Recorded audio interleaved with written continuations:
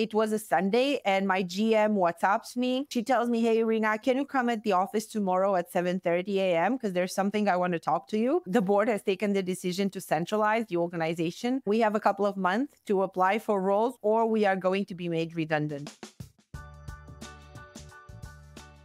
That's Irina Scarlat.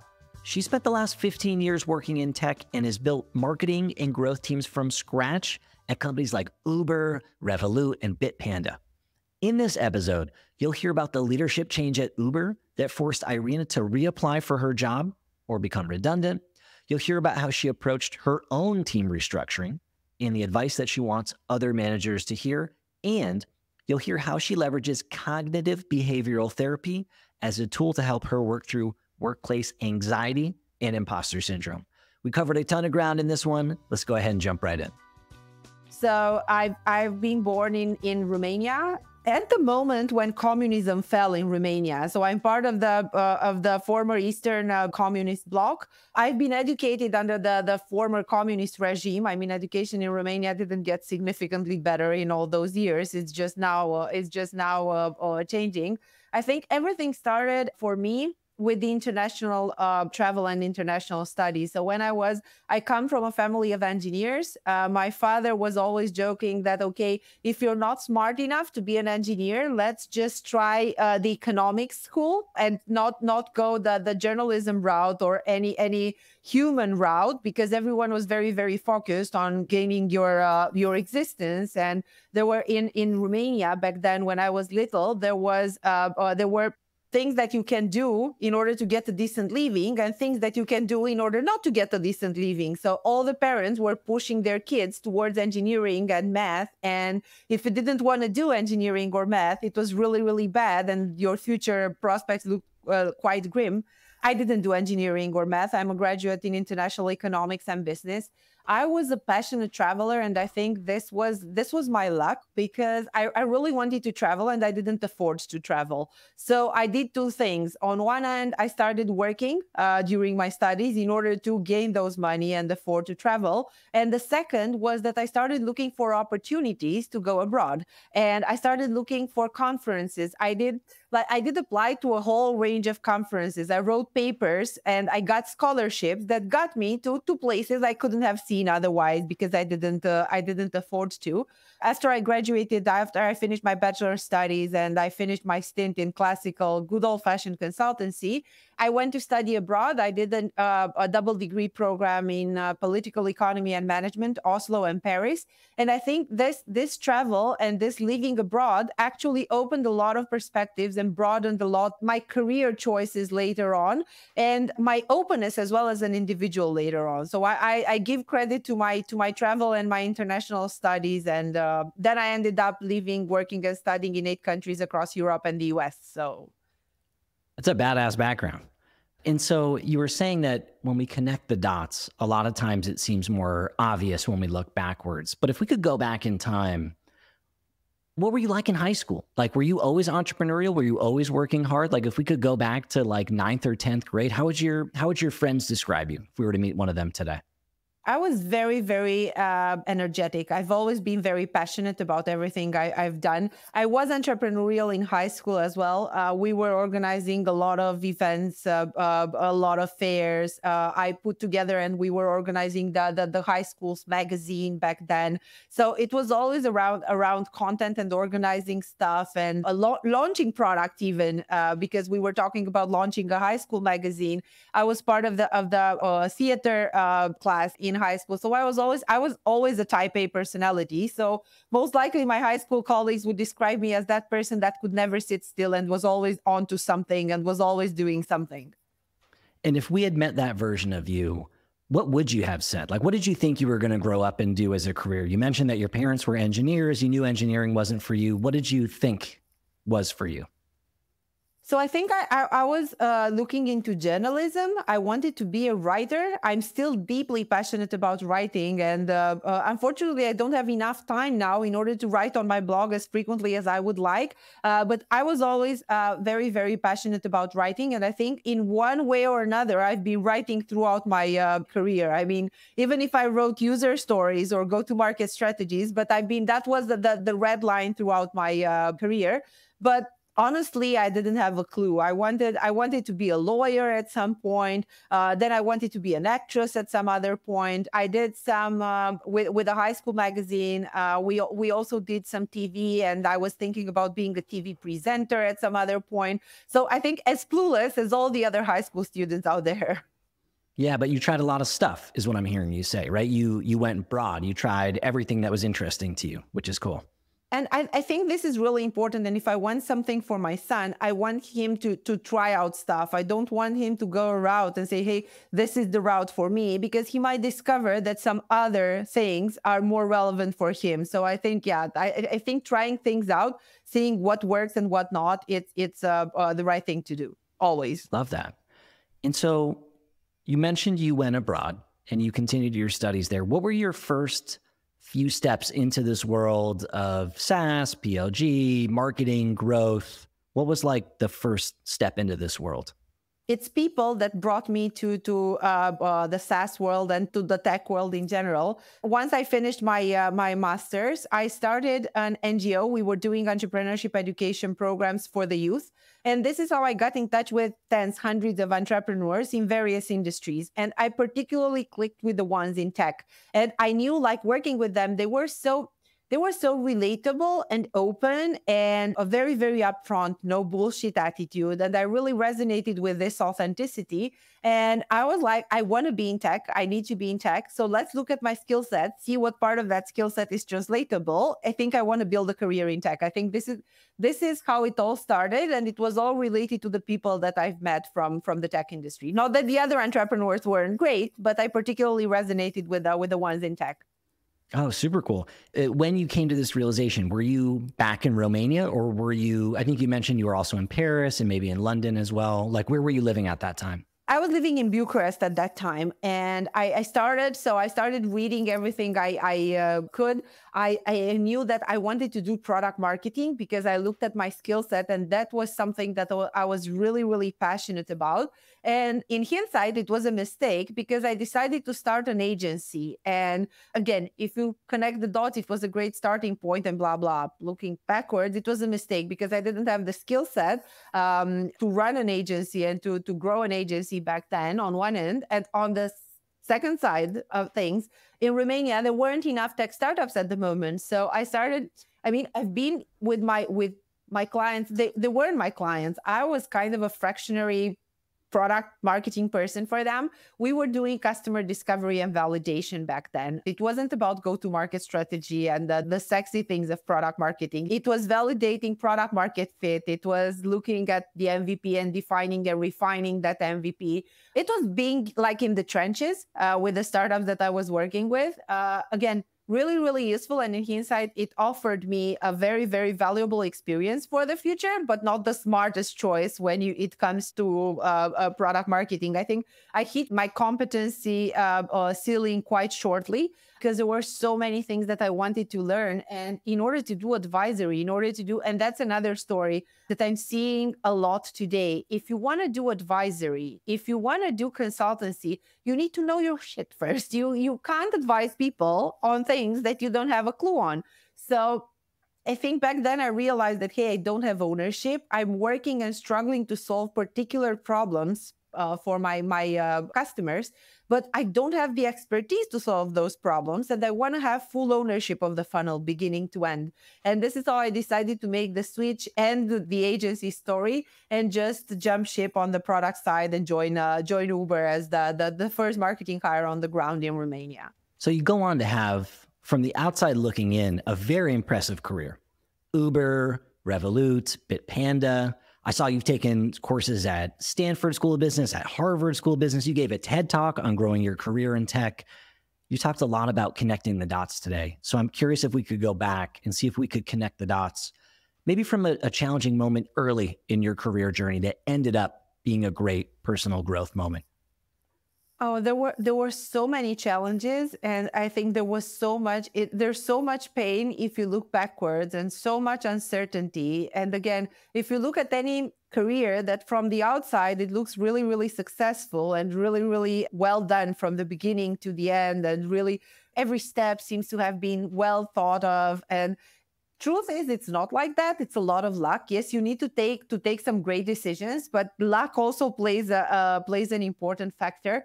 Like for me, if I look at one of the most challenging moments in my early career, so Uber was a fantastic. So for me, Uber was my MBA. I loved every single minute of my time at Uber. I learned so fast, and my learning curve was so steep. I was part of what we call the Uber OG, the Uber Old Guard. We were so entrepreneurial, and the Uber that Travis Kalanick built was basically Uber was an umbrella, and every single market was a startup in itself. And we were true owners and true entrepreneurs, and we've learned so much individually and from each other. And then there was the leadership change, and there was a lot of turmoil in the media. And overnight, like literally overnight, I built at Uber, I built the marketing team from scratch. We built the market from scratch. We launched cities. We grew to 1 million local customers. I was working on plenty of regional projects and initiatives. And then suddenly overnight, I remember it was a Sunday, and my GM WhatsApps me. And she tells me, "Hey, Irina, can you come at the office tomorrow at 7:30 a.m. because there's something I want to talk to you?" And I'm like, "Yeah, sure, of course I can. But if there's something important." And was that unusual, like culturally? Were there late night and weekend messages flying around, or was that out of the norm? I think we were all in. And when I say all in is that I love my GM because there was no false sense of urgency. So were there late night messages? Yes, sometimes there were, but there was a real emergency then, and we were there to solve it. It never happened for, I think what I hate in the fake hustle culture that you see all around. And I've worked with founders who were like having a sense of urgency all of the time and wanted to have people on call all the time. And I think that's wrong. It's not about being there when you need to be there. It's about wanting to have people on call all the time, even when you don't need them and when things could wait. At Uber, at least my experience as part of the Romania team was that, yes, we were on call when we had to be on call, but no one was abusing of this and contacting us at midnight if it wasn't the case to be contacted at midnight. Anyway, I immediately picked up the phone. I called her and I was like, "Look, I can come in now. I can just open the laptop. Tell me what it's about." No, come tomorrow in the office. And when I came in the office the other day, she just announced us. So she wanted the opportunity to give us the news before the news is cast publicly to the entire team. The board has taken the decision to centralize the organization, and we should apply. We have a couple of months to apply for roles within the new organization, the new centralized organization, or we are going to be made redundant. And I was fairly young back then, and it felt so personal. And I think Uber was back then, if you look at the Uber old guard, it was also a setting because all of us were fairly young. We didn't have families. We really gave 150% to our work. We were in love with our work. So it came as a shock to all of us. For me, it felt like it was really grieving. In hindsight, I would never grieve so much for something work related. I was so stressed up to the point that I actually got an autoimmune disease that started then because of the stress I was putting myself under. It was a turning point in my career. It felt like the end of the world. It was super, super emotional to me. So I had the option of staying with the company as GM for Uber Eats. And I declined because I was too emotional at that point. It felt like it's been taken away from me. In hindsight, again, it was a business decision. I think I learned two things. So first, I learned that business is business. It's like very, very obvious when you talk about this now, and it's hilarious. And it's like, how naive could you be? Of course, business is business. But truth is, we get so in love and so passionate about our project, and we forget that in business, we need to be ready to kill our babies anytime when they no longer make business sense. And I think I learned, for me, this actually taught me that while I'm really passionate about what I do, decision-making is a dispassionate process. So I don't need to put emotions into the decision-making process.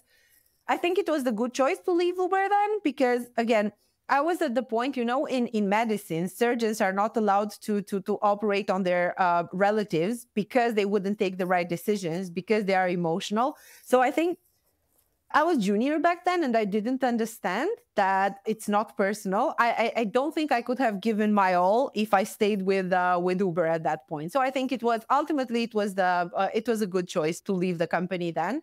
And it's also good because, again, if you look at hindsight, she left Uber and she joined Revolut and she's built the global growth department at Revolut. And it looks really well when you look like this. But truth is that when I took the decision to leave Uber, I had no clue I'm joining Revolut. When Revolut contacted me, I knew about Revolut because it was that small geekish card, but I didn't have a clue. I just want to explore this a little bit more before we move on to the next gig. So you get called in, 7:30 a.m. You sit down with your manager who tells you, essentially, you've got to reapply for a job or this is kind of the end of your road. In retrospect, were there warning signs? Like, did you have any idea that big changes were coming? I don't think so. So there were visits, but nothing out of the ordinary. There were presentations, but nothing out of the ordinary. I think now, if I would look with the eyes I'm looking at things now, I would say, hey, yes, new CEO. There's gonna be a reorg for sure. So let's see how this reorg is going to look like, and let's see. I mean, when the leadership of a company changes, it's clear that there are going to be changes. So I think in hindsight, I should have said, hey, okay, so this is it. An era has ended with Travis Kalanick leaving as CEO of Uber.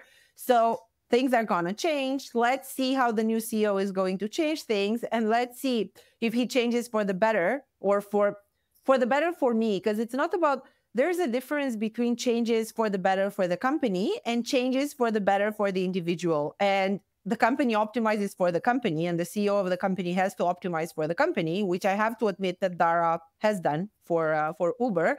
And each individual in the company, even leaders in the company, need to optimize for themselves and for their career path. So in hindsight, I should have looked at things very, very dispassionately, wait and see how Dara and the new leadership team is planning to change things, and then take the decision. Should I stay or should I go, given all these changes? But I had to learn things the hard way in order to understand. I mean, is it obvious that a new leader is going to change the organization? Oh, yes, it is.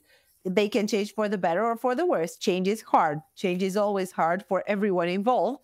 But the decision could have been less painful if I was more dispassionate in the decision-making process, which I wasn't because I was so in love with Uber and Uber was my baby. It was real grieving after that moment. I think it happens to each of us during the first reorg we go through. Later on in my career, I did reorgs myself. I mean, it's just business as usual. You just get accustomed with them. Yeah. I remember I worked at HubSpot in the early days. I guess I would consider myself an OG HubSpotter. And I remember they did a reorg, not even a major reorg, but a reorg.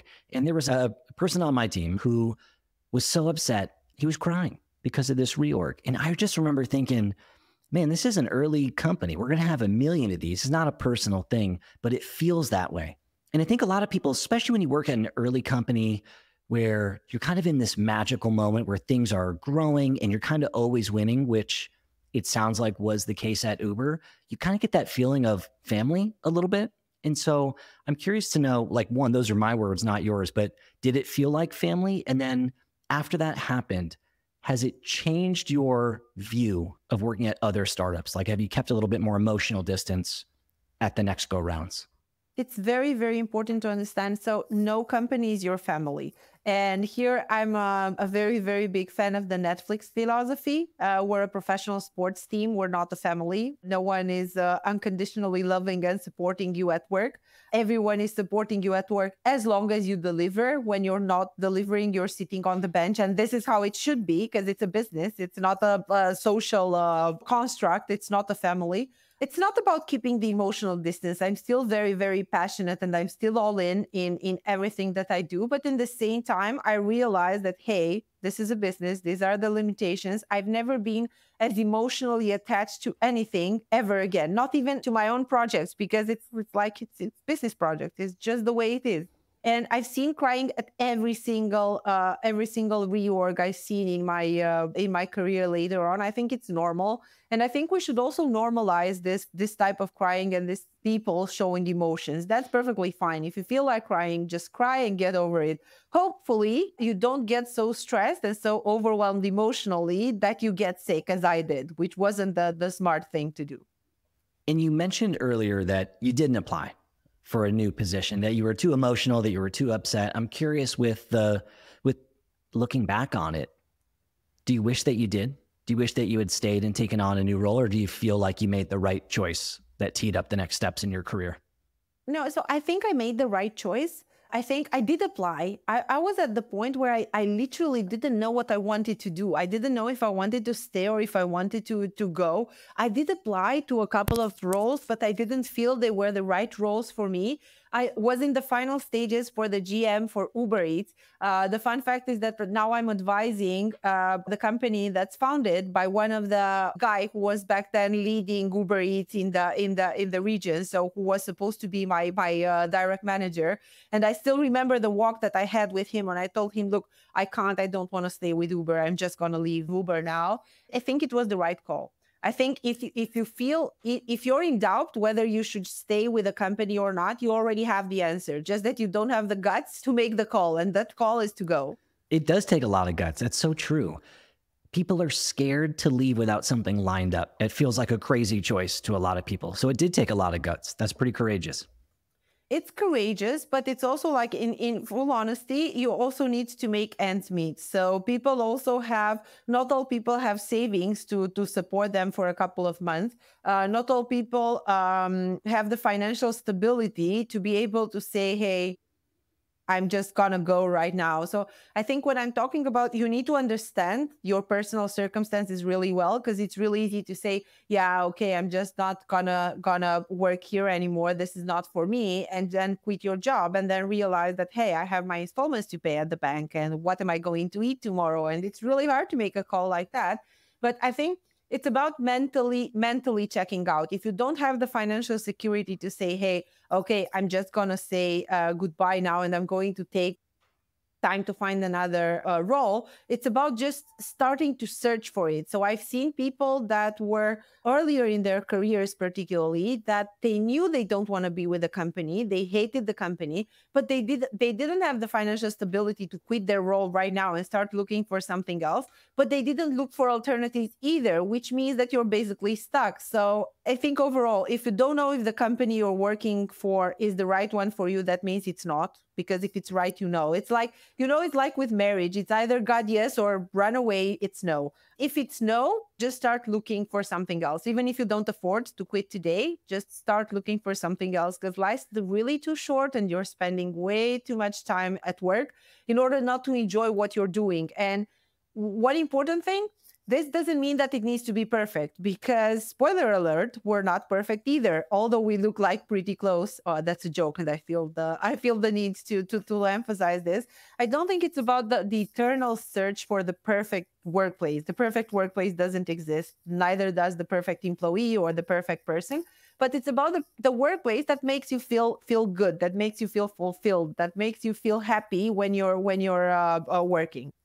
Switching gears a little bit, you talked about nobody's perfect. We're all imperfect beings. And so one of the things that I see often as a coach and as a mentor are people who have gotten some tough feedback and feel like they should have been perfect, and they beat themselves up over it. And they feel like, wow, this career, maybe it isn't for me. I can't believe somebody gave me this feedback. It hurts so bad. I'm curious to know, for you, what's a moment or what's some feedback that you encountered in this journey that was difficult for you to process?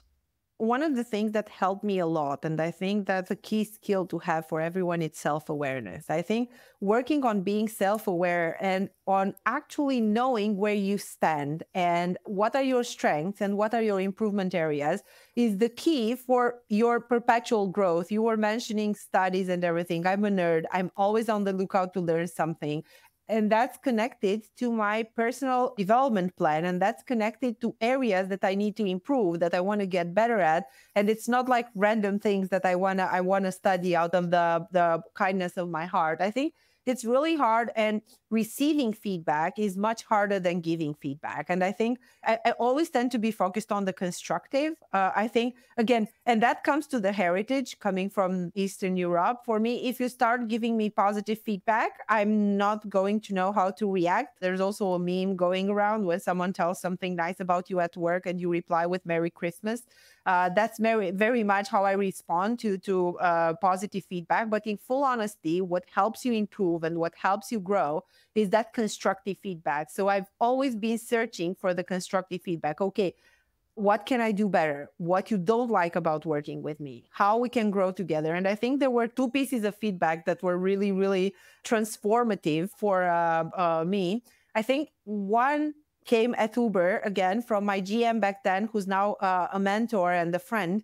And we stayed in touch. And I remember I was working so much and there were so many things to do and so few hours in the day. I was constantly frustrated about the fact that I only have 24 hours per day and I still need to eat and sleep and I can't work as much as I could because there are so many things to do. And I remember it was a really tough week with a lot of travel. And on Friday evening, before clocking out, she asked me, hey, did we get that project live? And I replied, no, that's the first thing that I'm doing on Monday morning because I didn't get to. And her response is, okay, Irina, but that was a really important piece of work to do in order to grow the remote cities. And that didn't go live this week, which is going to delay things. I got so nervous back then. Again, very, very, I think it was my first few months at Uber. I wanted to quit. Like I literally wanted to quit. I had a reaction along the lines of, I've worked 16 hours days, 6 days per week since I joined this company. I'm not able to do everything at once. It's just me. I'm doing hiring, I'm traveling, I'm doing so many things. And your feedback is that it's not enough. And I picked up the phone and she dropped me a line and she was like, I'm going to call you now and you're going to reply. And she picked up the phone and she called me and she told me, Irina, you read that one correctly. I didn't tell you that you're not doing enough. I did tell you that you're doing too much, but you're not focusing on the right things. And I'd rather you work less and focus on working on things that actually move the needle and prioritize better. And let me help you prioritize better than see you overworking yourselves. And it's like the juggling balls metaphor. We're always constantly juggling a lot of balls. Some of them are plastic, some of them are glass. Make sure you don't drop the glass balls. And her feedback came when I actually dropped one of the glass balls because I was so focused on the plastic balls that I was juggling. And I think for me, it was such eye-opening, the feedback at that point, because the intentions were good. It started from the drive. I wanted to do everything. But at some point, you just have a limit regarding how many things you can do. And then you can choose the meaningful ones or you can choose the less meaningful ones. And in that particular example, I chose the less meaningful ones. And I think it was something that literally transformed my entire career because now I'm looking at, okay, what actually moves the needle and what we can kill. And I'm also working with my reports now and with my teams, and I'm looking at the project and I'm like, okay, impact over effort, which ones we kill? These are too many and we're working too much and we're not delivering enough results. I think this is a story that will probably resonate with a lot of folks. I feel like there's a lot of people, for whatever reason, are way too busy that work in tech and prioritize crossing things off the list over the prioritization side of things.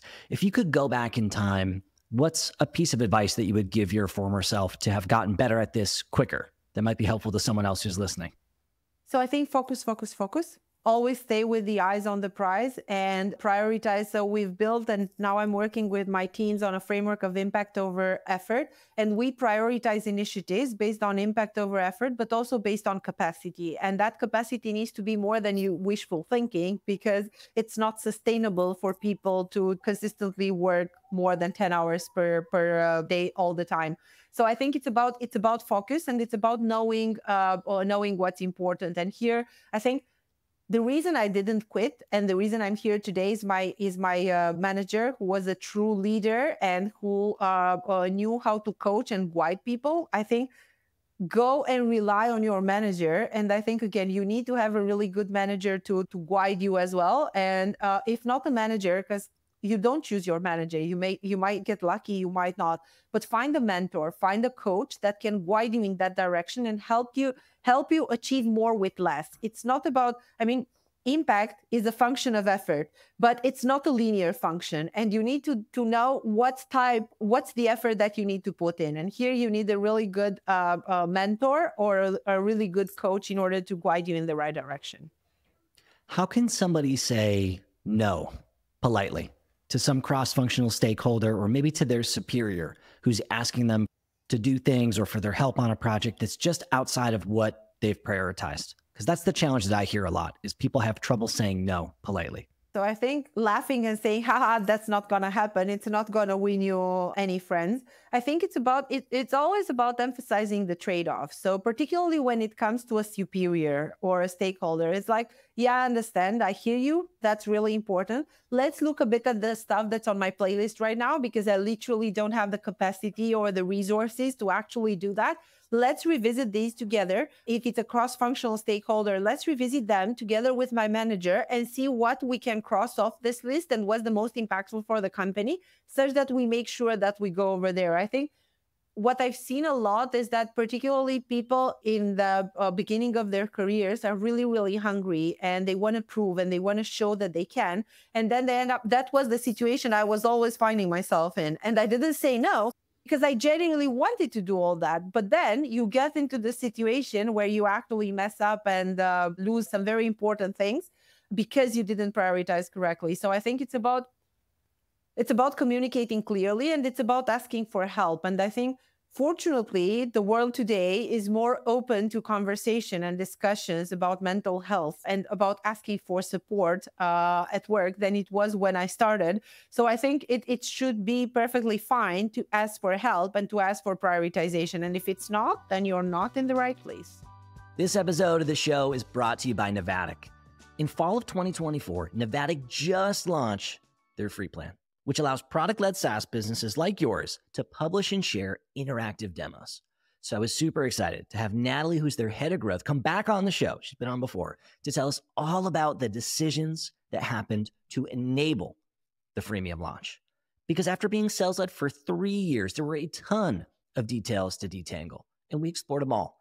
Why freemium versus free trial, how this fits into Navattic's strategy, how they were able to get sales and customer success on the same page, their rollout plan, and of course, the KPIs they're using to track success. Subscribers to the show will remember that back in May, I actually published an 8-part interview series with Natalie and her colleague Raman from the Navattic growth team. And in that series, we talked about if freemium might be a part of Navattic's future. At the time, it was still in the idea phase. So this was a major update. In the conversation, we covered a ton of ground. It's going to be interesting and educational for anyone thinking about launching freemium or anyone who's already running a freemium program today that wants to see under the hood of another business. Catch our entire conversation either on my YouTube channel, just look for the behind the scenes playlist on my main page, or by searching for behind the scenes on any of the major podcast platforms under the Delivering Value podcast umbrella. I hope you enjoy. This episode is presented by Appcues. If you work in product-led growth, you know how important activating and engaging new accounts is. Turning new accounts into active users is critical to your success in a PLG environment, and typically why activated accounts is a North Star metric for growth teams. It's why my team spent years focused on improving our new user onboarding experience during my time at Wistia and at Postscript.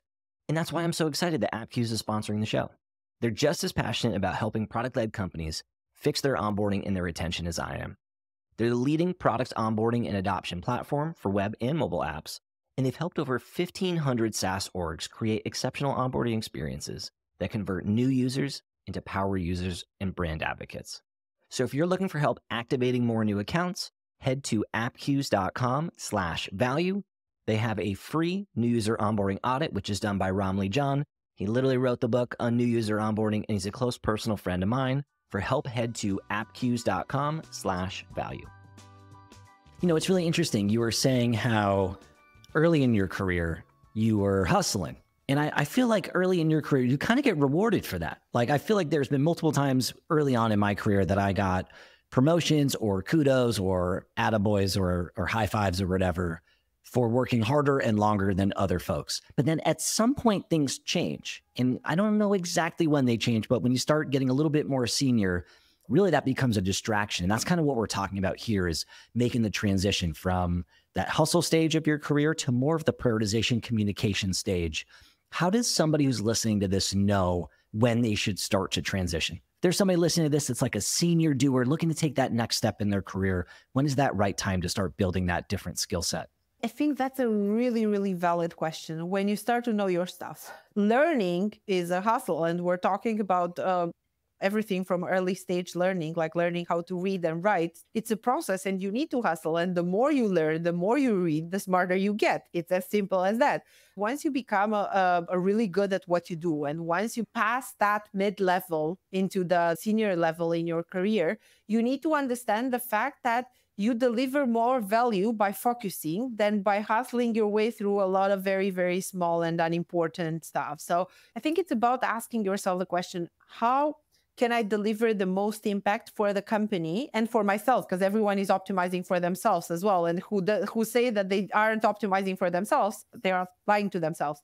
So how can I deliver the most impact for the company and for myself? And in order to answer this question, you need to know exactly on the company side, what exactly are you optimizing for? What's the key metric that you're moving? What are you evaluated on? Because you're receiving your bonus, you're assessed on some key metrics. What are those key metrics? And what are the things that you can do in order to move those key metrics the fastest?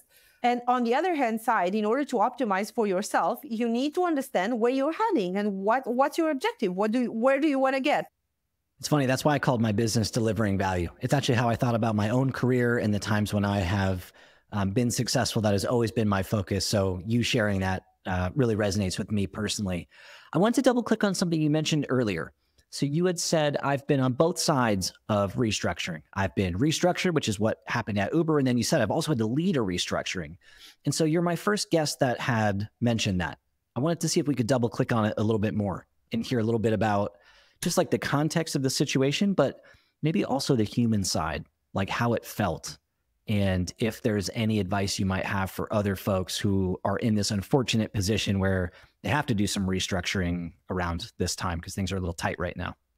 It's very, very important as a leader to acknowledge that it's not easy. Doing a restructuring, it's never easy. It's always about people, and you're always going to think about what impacts people's lives. I think at Bitpanda, we did the restructuring, and we cut down a significant amount of the company due to the market sentiment changing. And in my role as Chief Growth Officer, I was coordinating both external and internal communication, which meant communication with all the employees and external communication with the media, the board, the stakeholders, everyone.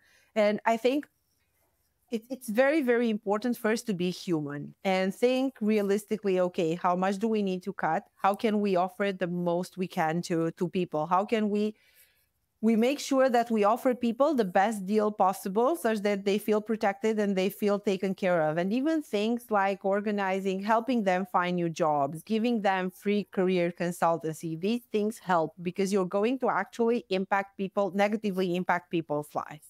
On the other hand side, you need to communicate transparently, but you need to cut the bullshit short. I mean, that was always my advice in case of redundancies and reorg. Don't try to blame anyone. Take the blame on yourself. It doesn't matter. People are going to be emotional anyway. People are going to scapegoat you anyway, and they are going to blame you anyway, irrespective of whether you are to blame or not. Just keep it short and simple. Tell people the truth. Offer them as much as possible and rip the Band-Aid at once. So I've seen with the market turning around, I've seen a lot of companies doing subsequent rewards. And I think this is death by 1,000 cuts. And that's the simplest way to actually kill your team morale. And you're going to know that you're going to have maybe a bunch of people that are going to still be loyal to the company because they've been there for ages. But then most of the people are going to be either very, very scared or just on the lookout on their way out anyway and just staying with you until they find a better gig. So I think being transparent, being really, really direct, being fair, and offering as much as possible to the people is the only thing that you can do. And it's always going to take an emotional toll on you as well, but it's important to separate. So I remember I was talking with a friend who was telling me when I was doing the reorg at Bitpanda, and she was telling me, I don't know how you're sleeping at night, knowing what's going to happen. And I remember telling her, and who am I going to help if I'm not sleeping at night? Because I'm not going to be able to communicate, to be an articulated communicator with the team. I'm not going to be able to be there with the team when it needs. And it's going to be a worse off situation for everyone. It's better if I just dissociate, I do what I need to do, I sleep at night, and I try to do the best decisions for the company and for the people that are impacted by the reorg. If you're doing a reorg, don't forget about people that stay, because oftentimes everyone focuses on people that go, but they completely forget that they should also focus on the ones that stay. Did you rehearse what you wanted to say? You talked about the importance of articulating things and getting a good night's sleep so you could articulate the right things. Did you practice? So yes, you have to practice. And it's also like when you're doing a reorg in a lot of jurisdictions, there are legal restrictions. Everything is going to be reviewed by lawyers everywhere. And it's going to be so impersonal. And so the legalese stuff, you're going to be bound to actually do that and communicate along those very, very specific lines. I think how I found the balance here, it's the legalese that you need to tell people and you need to communicate no matter what, but then just do Q&A sessions. And yes, people are going to fight with you during those Q&A sessions. They are going to be really, really emotional. They are going to scapegoat you. Just be there for them. Just make sure that you answer their questions with a human language, and you show them that you know it's happening, that you're sorry, that it's hard on you too, and that you're going to figure it out together.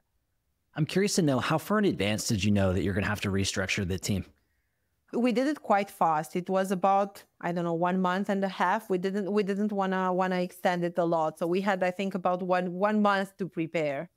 And so what's that period like between, there's 30 days from when you find out and kind of when you deliver the news to people and execute on the restructuring. Can you share a little bit more about what that period is like? Like, do you find yourself isolating yourself more from your team? Do you feel lonely because you know this important thing that's about to happen, or what goes through your mind?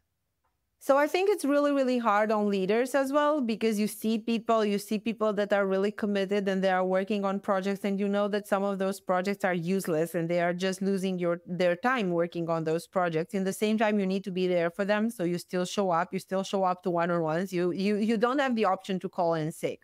So I think it's really, really important to have the emotional resilience yourself as a leader. I do think I have an executive coach, and I'm also in therapy, and I was through cognitive behavioral therapy when we were going through that. I think it's really important for you as a leader to be supported. It's really important to show up for your people. So not showing up is not an option.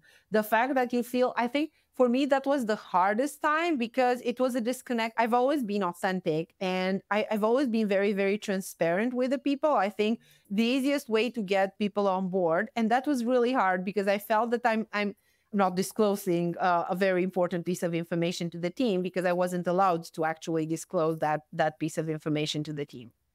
Right. And you talked about before the restructuring happens, being with your friend who was saying, how are you sleeping? And you were kind of sharing that you need to be well rested so that you can communicate and support your team. How did you feel after the restructuring? Is there kind of this big pressure release valve? Like, was it easier or harder after? Immediately after, there's so much chaos that you don't get. I mean, right after the announcement, you're there for the team. Right. It's really the start of the next phase of things, right? It's not the end. Right. Yeah, it's not actually ending. And then it's the legal part where everyone needs to sign their documents, make sure, and you're working really closely with HR, and having a great relationship with HR really helps here, because you need to closely monitor. You need to be in those conversations. So I wanted to be part of those conversations, be there for the people. So I think, and the end is only when things are getting back to the new normal, when people that have been let go are no longer part of the company, when things have cooled down. And then it feels like, when you're running on the treadmill really, really fast and the treadmill suddenly stops and you get dizzy, it's exactly that type of feeling, because you've run so fast and then you suddenly stop and you get dizzy. And what happens physically is that your cortisol level drops really, really dramatically. And then everything that because you were running on adrenaline, everything that you faced off. I normally get sick, like physically sick, because I've been running on cortisol and adrenaline for a long period of time. And then you're more susceptible to catch every single virus that goes around. I either get sick or get a holiday. Normally, I try to get a holiday in order to recharge and make sure that I get back to a normally running pace. Hey, sorry to interrupt the episode, but if you are enjoying this conversation with Irina, I have a quick ask, which is to please like and subscribe wherever it is that you're listening today. This sends an important signal to the algorithms, which help surface my content to other folks like you, and is super important to the health and success of the show, and obviously to me. So thank you for that. Okay, let's get back to the conversation with Irina. So we've talked a little bit about managing the human side, the mental health side of some of these tough decisions. I think it'd be easy for folks listening to this to look at someone like you and think, this is a person who probably has never felt anxious or struggled with imposter syndrome at work. Is that true? No, that's as far away from truth as it can be. I think my friends are always telling me, you seem so self-confident when you talk. You have so much self-confidence, faking it till you make it. If anything, I'm not as self-confident as it looks like. I'm sometimes second-guessing myself and I have doubts, but I've learned not to show these things. So whenever I'm anxious about something, I try to use a model from cognitive behavior therapy, again, because the problem is how we feel. The anxiety, the imposter syndrome that we're feeling is not the result of the action, is not the result of the task that we have to do or something that the coworker or our superior told us. It's the result of the B in the ABC model. So it's action, belief, and consequence. And that B is the belief, is how we actually interpret that event. And what I've learned to do is to actually model that belief and to actually work with that belief. So whenever I'm feeling anxious, or whenever I'm feeling, this is also how I how I learned to manage my impulsivity and not react in the heat of the moment. Because it's that that coworker, that person said something, I need to snap and reply immediately. And then I realized, let's revisit the belief. Why do I want to reply like that? Because I felt hurt, because I felt undermined, because I feel insecure about my work. So I'm always going and revisiting that belief and trying to understand, hey, but is it so? Am I really going to fail? Were they really intending to minimize my contribution or everything? And then I calibrate my response.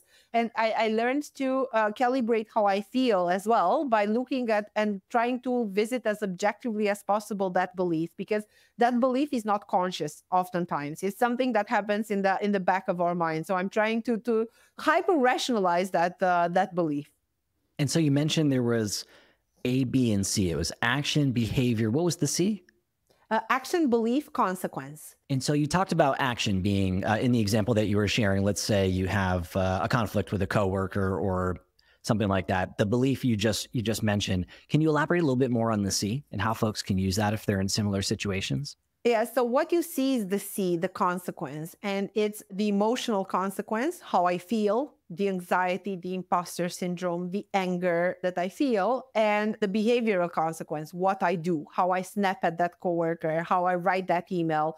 And the idea is that we can tone down the behavioral consequence, how I react in the heat of the moment, and we can tone down how we feel in the sense that we can reduce our anxiety, we can reduce our anger by looking at belief, getting back to what happened, to the actual behavior, the action that happened, and revisiting our belief, trying to understand, okay, what made me feel this way? Why am I feeling this way? Asking myself, I always ask myself, why am I feeling this way regarding this particular coworker behavior, this particular task? And I challenge my own belief until I get to a point where my behavioral reaction and my emotional reaction is calibrated to what actually happened, not with how I exaggerated what happened. And I think this also helped me manage the imposter syndrome as well, because every time we get a new task, a new challenge, the first thing we're going to sabotage ourselves, and the first thing we're going to say to ourselves is going to be, oh, I'm never going to do it. But you're never going to do it until you actually do it. What's something that you felt imposter syndrome about in your journey that you did a fake it till you make it about? In the beginning, when I first started advising startups, my first reaction, my immediate reaction was, what am I going to advise them on? I started advising after I finished at Revolut, and I was like, these guys really don't get it. There's no such thing as a playbook that you can apply to every startup and things are going to just be the same. It's just there's no success recipe. These guys are trying to dig gold, and I'm not going to help them because they're not going to have similar results. And then I started working with startups, and I realized that I can have so much impact by working with them and asking the right questions and guiding them in the right direction. But my first reaction was, what are they going to learn from me? What should I advise them on? It's not like there's a success recipe that I can now share. But the guys were not searching for a success recipe, and they understood. And why did you, I don't want to say ignore that voice, but why were you able to dim that voice enough to keep moving forward, right? So you are an advisor today. You have clients that you guide, but you were saying that you weren't sure that you could provide enough value there. You obviously still did it. Why? I'm always asking myself, whenever I'm second guessing myself, I'm always asking myself, okay, what's the worst that could happen?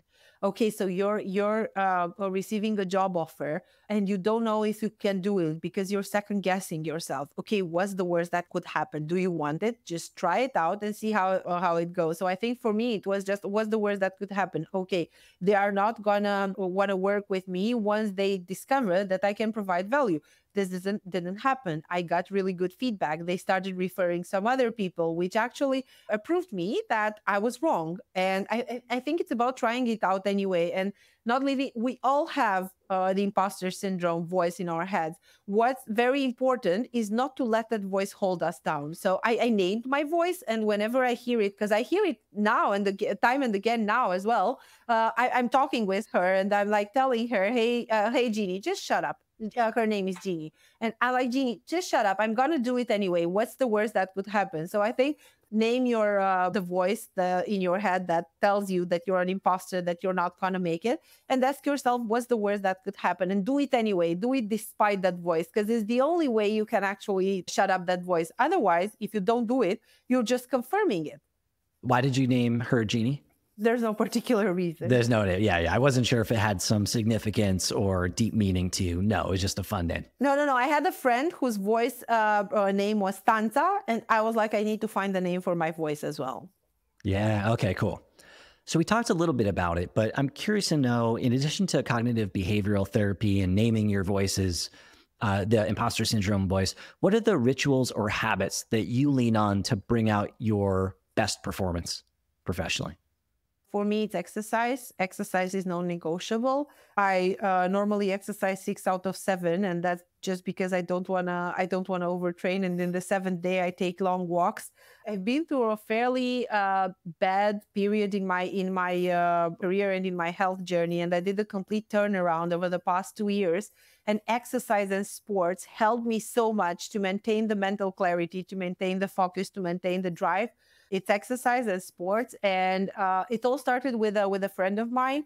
And I was telling her, look, I gained so much weight after having the kid. I don't have time to exercise. And she told me, that's not true. Do you have time to shower? Yes, exercise is basic hygiene. If you have time to shower, you have the time to exercise.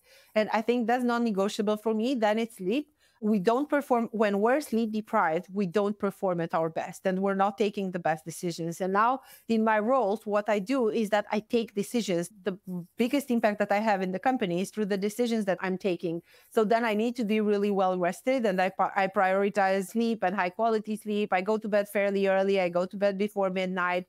This is something that's really important for me. And then it's about I'm obsessively organized with my schedule, because I also have a family and I also want to spend time with a kid. And I think it's about finding those non-negotiable in your schedule. So for me, it's exercise, it's sleep, and it's my family time. And then you have the work time, and doing the best you have with that work time without trying to obsessively extend that work time from 8 hours to 10 hours to 12 hours to 16 hours, because it's not going to work. You need to extend the impact that you can deliver in the same amount of hours, because we all have the same amount of hours per day, and that's fixed. If you could go back in time, what would be one soft skill that you wished you worked on sooner that might have been helpful for you as you progressed? I think it's assertive communication, because I've always been a direct communicator. If you know the Radical Candor book, it's a very, very fine line between radical candor and obnoxious aggression. And I think very early in my career, I was crossing that line. I'm still sarcastic at times. I'm working on that with myself, but I wish I'd started working on assertive communication much earlier, and tailoring tailoring the message and tailoring how you communicate based on the audience you're talking with, because not everyone is very receptive when you're quite blunt in communication. Fortunately, I'm in tech where this type of communication is appreciated. How does somebody work on that? Like if there's somebody listening to this who's thinking, gosh, I need to work on that also. What's one thing that you would recommend to them? I looked a lot at books that I could read. I started with The Radical Candor. There are guidebooks. It's again psychology. There are guidebooks on assertive communications, and there are tools in cognitive behavior therapy that help you actually become a more assertive communication. So for me, it was therapy that actually helped me do that. Then it was, again, I've been leading teams of 200 people. Working with people is the most important part of my role. So it's very, very important for me to be an assertive communication and to listen. And Kate Murphy's book, You Do Not Listen, was very, very important and helped me a lot, because you really need to be there and listen to people. My role is to listen to people and their problems and act as a bottleneck remover, help them remove the bottlenecks in their way. I'm a support for them, not the other way around. And in order to do that, you need to be an assertive communicator and you need to listen. And I think it's an ongoing journey and you need to always keep learning. For folks who are listening to this, what hasn't been said that you want them to take away from hearing your journey and some of your speed bumps along the way? I think it's just trust that things are somehow going to be okay. Things are never as dark as they seem. When you're in the midst of a restructuring, when you've lost your job, things look really, really bad. They're never as bad as they look like. They are always going to get better. It's easy, again, it's easy to connect the dots looking backwards. Your dots are going to connect as well looking backwards. What's important is to look forward, to take the best decisions you can with the information that you can, and stop second guessing yourself. I used to ask myself a lot, what would have happened if I would have taken a different decision? And my husband was always telling me, and if you're asking yourself this question, what's actually going to change? Because it's not like you can rewind and take that decision. So stop second guessing, stop challenging the decisions that you've done, and just focus on the future and taking the best decisions from this point onwards. Love that. That's beautiful. Thank you for coming on and sharing your journey and exploring a few of your speed bumps with us. For folks who are listening that want to connect with you, where should they go? Where are you most active? So I'm very, very active on LinkedIn, Irina Scarlat. I try to be active on my blog. I'm not. I think it's 1.5 years since I last wrote, but I'm trying to be there.